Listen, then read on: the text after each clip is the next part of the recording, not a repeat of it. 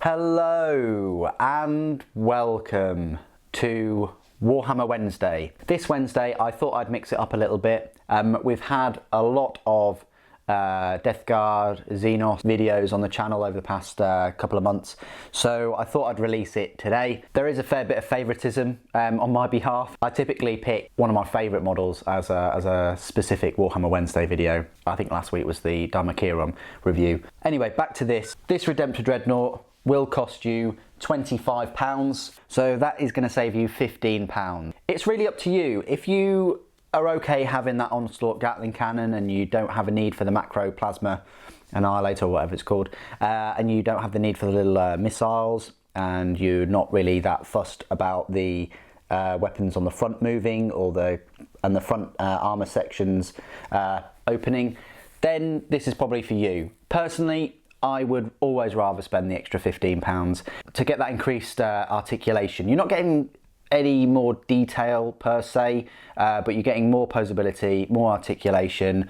and more weapon options, and that means more game options. The model itself, incredibly easy to build. Maybe they should have another sort of section as incredibly easy to build. Honestly, this thing will take you less than 2 minutes.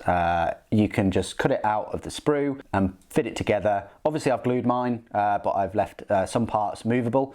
And this is the thing, look, you can magnetize it, but do you really need to? You know, the legs came in, I think, a few parts. I think the feet are modelled into the legs, and the hips are all in a couple of parts. So very easy, very straightforward to put together.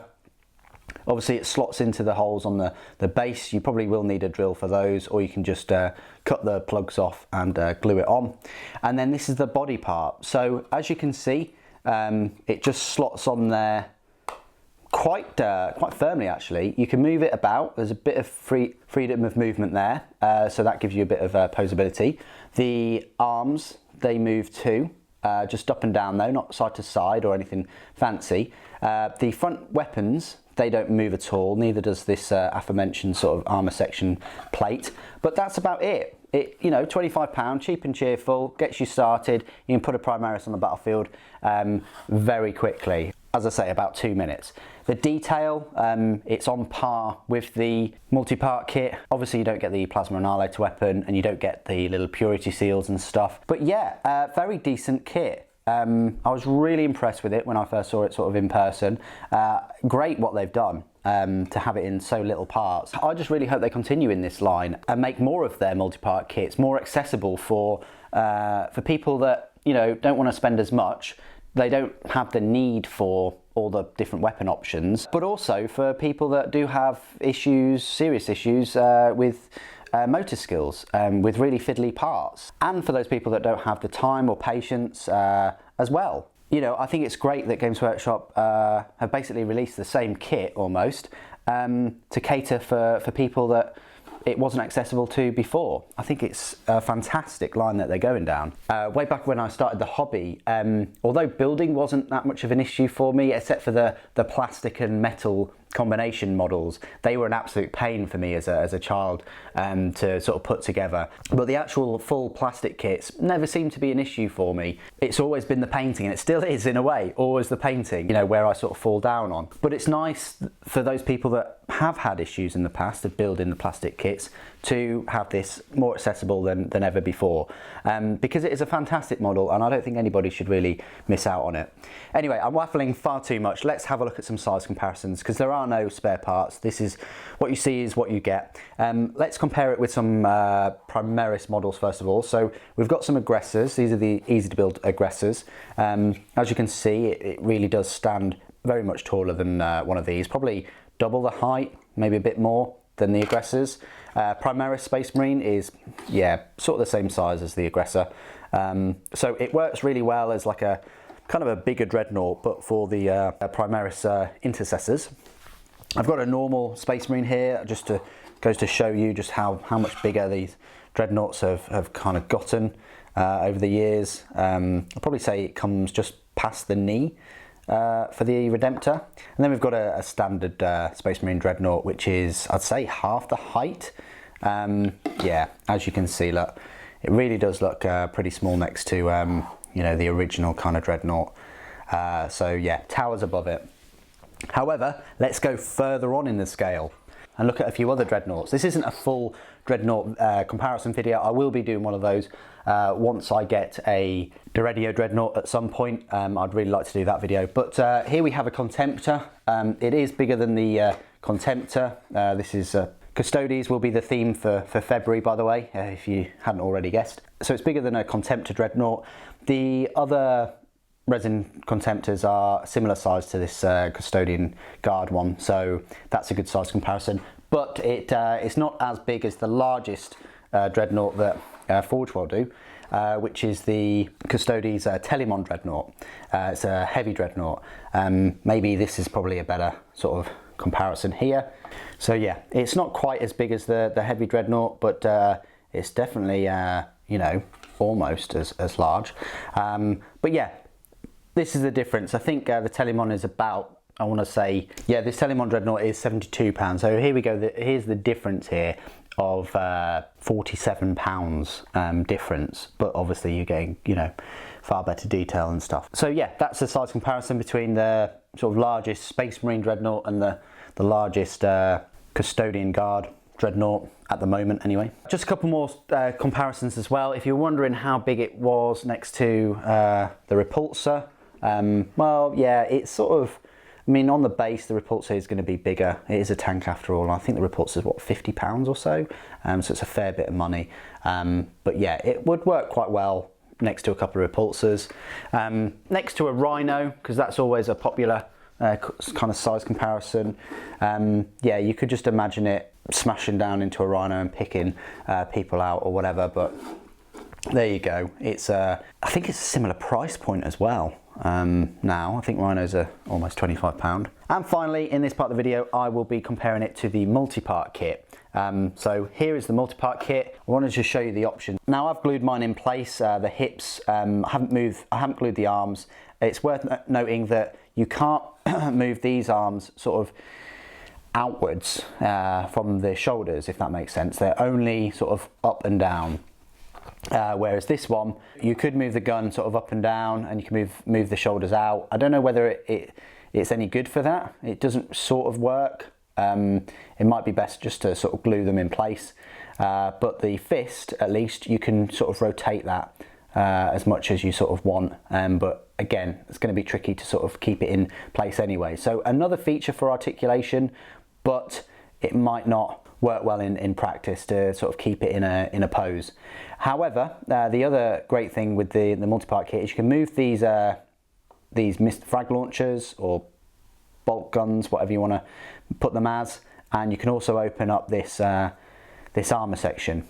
Bit of a sort of Titanfall kind of look going on, but it is there, and I like the fact that it does share you know, similarities with the old sort of Dreadnought there with this sarcophagus inside, but obviously now it's armoured in all of this.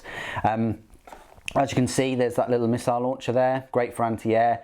That is not on the easy to build kit. There's no cut out section for the armour, it's just a solid plate. The heavy onslaught Gatling cannon looks exactly the same. In a way, they've probably just copied the you know, the CAD design for that. I can't see any differences at all. But like I say, you know, the ability to move the hips is great, which means you can still have the easy to build kit in a sort of action pose, and you can have this one just moving forward or whatever. In a way, that one now looks a bit more active than this one. If we have a look at the rear, what's going on there, looks like the same power plants, the same sort of hips and things. Obviously you get a bit more articulation with the toes there and the feet, as opposed to the easy build kit. And the other kind of spare part that you get, I mean, you get a few purity seals as well, but the other spare part you get is the macro annihilator, I think it is.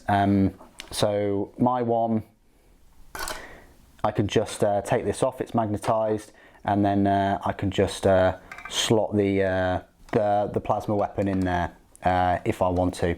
So there you go, they are the main differences, the weapons that you can swap out, the little missile launcher on the top, the front armor section of the sarcophagus can't be moved, the front little weapons can't be moved, the fist can't really be moved on that, and the arms just go up and down.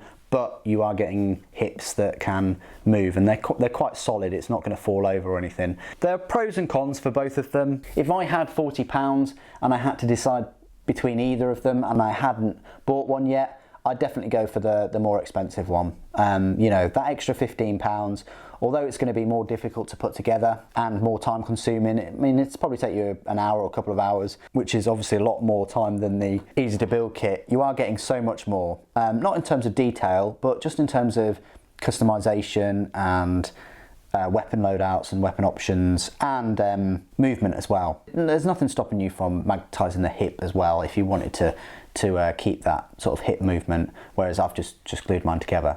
So I hope those comparisons help. For me, you're just getting so much more for that extra £15. But like I say, it's nice to have this Redemptor Dreadnought as an easy build kit that's more accessible price-wise, time-wise and skill-wise for everybody else. So size comparison's over. This is my part of the review where I will talk about all of the rules for the Redemptor Dreadnought. I talked about them actually in the multi-part kit review, but I'm more than happy to go through them again in this video because it has been about half a year since that video came out.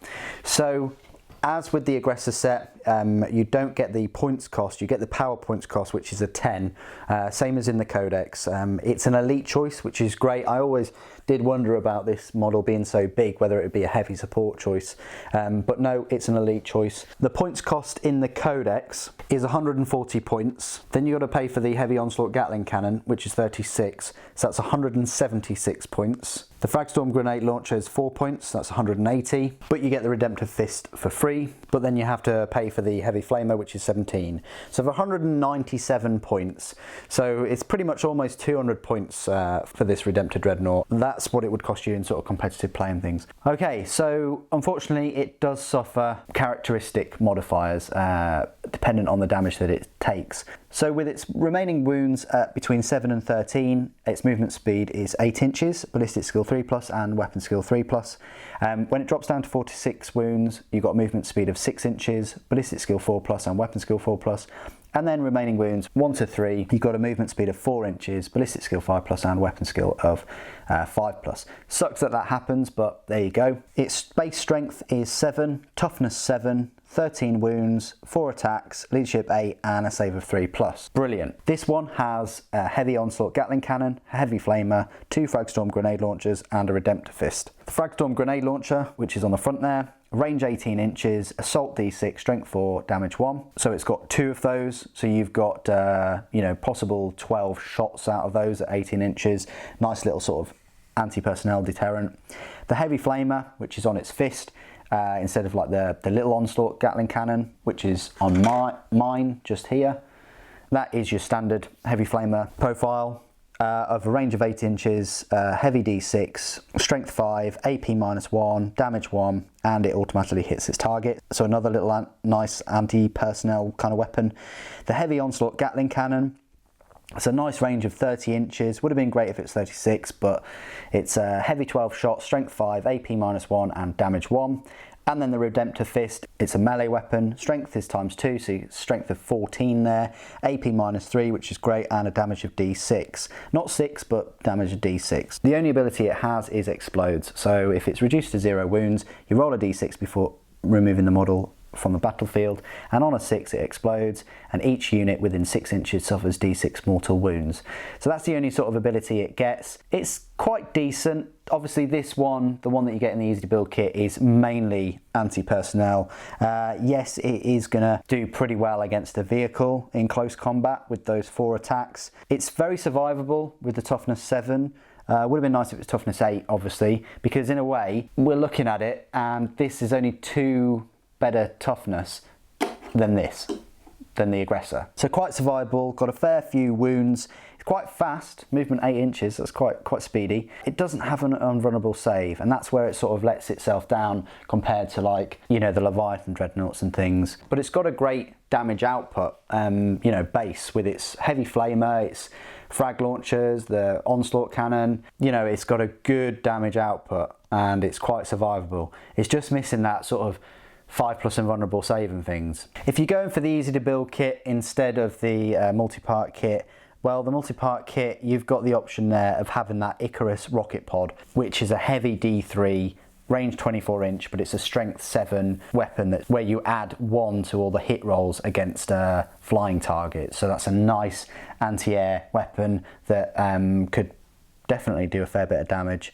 And also you're missing out on this macroplasma incinerator, not the annihilator that I misnamed it earlier on as, and that is quite horrific because it's a further range weapon than the onslaught cannon, and you're getting possible 6 shots there, strength 9 with a really high minus AP4 and a damage of 2, but that's obviously if you overcharge it. So it's great that you're getting a big old plasma cannon. And instead of the heavy flamer, you can have this little onslaught Gatling cannon, which of course bumps up its range to the 24 inches, and you're getting 6 shots there instead of the heavy D6 that you get with the heavy flamer. With the heavy flamer, it's much shorter range. You may get 6, you may get 1. Yes, it automatically hits, but I'd much rather have 6 definite shots that have a better than 50-50 chance of hitting. At the same strength as well, I might add. And with the multi-part kit, you've also got the option of having the Storm Bolter in instead of the Fragstorm grenade launcher. So in summary, it's a great easy to build kit. If you want to save yourself £15 but have the trade-off and having it as like a mainly anti-personnel vehicle, then you can't really go wrong. I'm pleased that they did bring it out, this easy to build kit for the Redemptor Dreadnought. The multi-part kit is my favourite release of the Primaris that they released sort of June time, and I couldn't say enough good things about it. So whichever model you're going to go for, whichever kit you're going to go for, you're going to have a great time both building them and using them on the battlefield. The only sort of downsides with these on the battlefield is they do have high damage output, but they're going to be a huge bullet magnet. They don't have that invulnerable save, but their toughness is going to help with that 3+, and they don't have a very good delivery method. Yeah, they're quite fast at the sort of the movement 8 inches, but as soon as you start stripping away their wounds, they're going to become slower, and their weapons aren't the longest range. Yes, with the plasma incinerator, you've got an effective range of 44 inches, which is big enough for your normal battlefield area. You just don't want to get into a position where your Redemptor is moving a lot slower than it used to, and it's only got that onslaught Gatling cannon. As I said before, if it was up to me, I'd pick the multi-part kit. But if you want a quick, easy kit to build that's anti-personnel, then there's no reason why you shouldn't just go for the easy to build Redemptor Dreadnought. Like with the aggressors, I don't know whether we needed these 2 kits as easy to build, but Games Workshop have provided them, and I'm sure that will be great news for a number of people. But what do you guys think? Have you used the model recently in a game? How did it perform? What do you think of the kit itself? Please put it in the comments below. Thank you ever so much for joining me today. Thank you for watching. The Emperor Protects.